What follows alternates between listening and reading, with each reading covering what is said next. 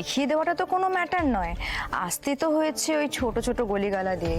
আর এখানে যা সরু সরু গলি, আর আমাদের গাড়িটাও ঢুকছিল না, এত বড় গাড়ি তো। এমনি আর কিছুই না, একটু ঘুরে আসতে হয়েছে এই যা। কি করব বলুন, বাড়িটা তো আর বদলাতে পারবো না, তাই না? যেমন মা তার তেমন মেয়ে। সত্যি আমি জানি তোমার খারাপ লেগেছে, কিন্তু ওনাদের সামনে ভাবে কথা বলাটা উচিত হচ্ছে না। না বড়দি, আমি একদম মানতে পারলাম না। এসে থেকে এবং ক্যাটর ক্যাটর করে কথা। আচ্ছা ঠিক আছে, চুপ কর। আসলে কি বলুন তো, আমাদের এই নর্থ ক্যালকাটা স্ট্রাকচারটাই ওরকম, খুব সরু সরু গলি, কিন্তু গাড়ি ঠিকই ঢুকে যায়। আসলে আমাদের এই উত্তর কলকাতার না কালচারটাই ওরকম, মানে আমাদের প্রতিবেশী আমাদের পরম আত্মীয় হয়ে ওঠে। আসলে সবাই এত মিলেমিলে থাকতে ভালোবাসে, তো এই যে সরু গলিগুলো দেখছেন, এগুলোই পারলে আমরা উঠিয়ে দিই আর সব বাড়ি এক হয়ে যাই। আর আপনি ওই দিল্লি বা পাঞ্জাব ওসব জায়গায় দেখবেন এরকম টাইপের বাড়ি অনেক দেখতে পাবেন। তা যা বলেছে। দিল্লি পাঞ্জাব সব যেন গিয়ে একেবারে দেখে এসেছে। আমি দেখলে না গাটা একেবারে চলে যায়। ইচ্ছে করছে কি বলতো, ওই হলুদের বাটিটা দিয়ে মুখে একেবারে লেপে দিই। মা, আমি কিন্তু দেখবই ওরা কি কি পেয়েছে। যা না, যা যা যা গিয়ে দেখ, দেখবি কিরকম খেয়ে দিয়ে দেয়। যা। আচ্ছা, তা আমরা কি এগুলো এরকম ভাবে নিয়েই দাঁড়িয়ে থাকবো?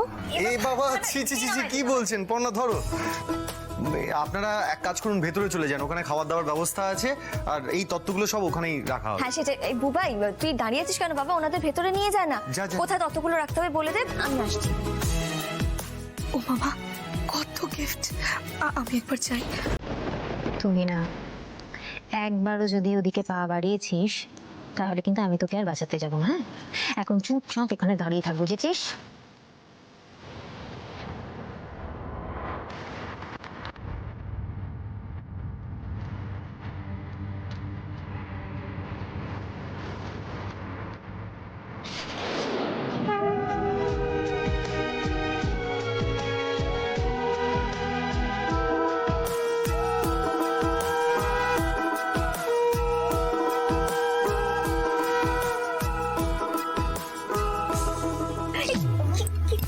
এই বাবা, কি করছেন?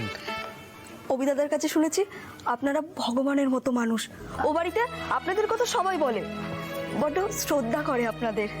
আসলে কি বলতো, তোমার এই অভিদাদা উনি অনেক বাড়িয়ে বাড়িয়ে বলেছেন। আসলে ও নিজে খুব সৎ মানুষ, খুব বড় মনেরও মানুষ, সেই জন্যই এসব বলেছে। আর একটা কথা সবসময় জানবে, সব মানুষের মধ্যে না ভগবান আর শয়তান দুই বাস। আমি কেন? তোমার বউ যখন এ বাড়িতে আসবে তখন তুমি নিজে হাতে দিও। এটা কি ধরনের নিয়ম?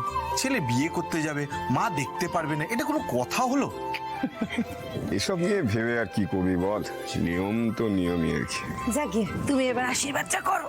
এসো। কত বছর ধরে চলে আসছে, একে আর বদলাবে? এবার আশীর্বাদ করি, জীবনটা সুখে শান্তিতে ভরে উঠুক। কার সাথে? প্রথম অক্ষরটা কি? শ্রী। শ্রী সুপর্ণা না, শ্রীপর্ণা, শ্রীপর্ণা, সরি। আরে হয়েছে হয়েছে, অনেক দেরি হয়ে যাচ্ছে। দাদা, তুমি মায়ের থেকে পারমিশন নাও আর মাকে বলো, মা আমি তোমার জন্য দাসী আনতে যাচ্ছি। মানেটা কি? ভুল ভাল কথা না বললে তোমার শান্তি হয় না, না? মানে? আরে এটাই তো নিয়ম। তুমি এত বছর ধরে এই বাড়িতে আছো, তুমি এবারে নিয়ম কানুনগুলো জানো না? কোনটা মানা হয় আর কোনটা মানা হয় না? একবার অম্লানকে ডেকে জিজ্ঞাসা করে দেখো তো, ও বলেছিল কিনা এই কথাটা? বলেছিল কিনা একবার জেনে নিও। বউ হচ্ছে বাড়ির লক্ষ্মী, সে দাসী হতে যাবে কেন? নিজে তো ভদ্রতা সভ্যতার কোনো জ্ঞান নেই, আর নিয়ম দেখাচ্ছে, সব মানদাতা আমাদের নিয়ম। আচ্ছা বাবা, ছাড়ো না, একটা শুভ কাজে যাচ্ছি, এখন মাথা গরম করো না। শোন, তুই আমার সইকে নিয়ে আয়। আমার ছোট্ট বুটিটাকে দেখছি। জানিস মা, আজকের দিনটা না আমার কাছে স্বপ্নের মতো একটা দিন। মাঝের কতগুলো বছর তো কোনো কিছুই দেখতে পাইনি। তাই আজকে এই সময়টা প্রত্যেকটা মুহূর্তকে আমি আমার স্মৃতিতে বাঁচিয়ে রাখতে চাই।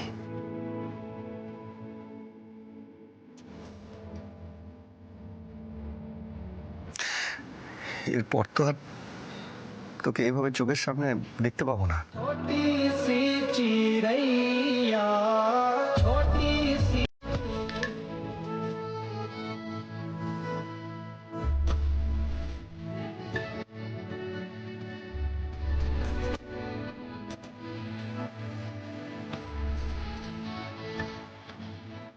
জানো তো পার না,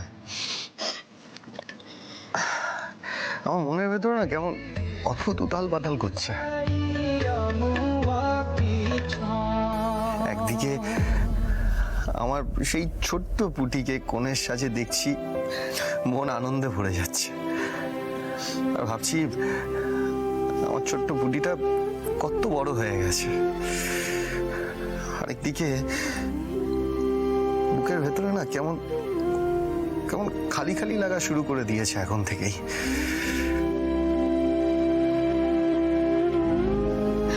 আমার মেয়েটা বাড়ি ছেড়ে চলে যাবে,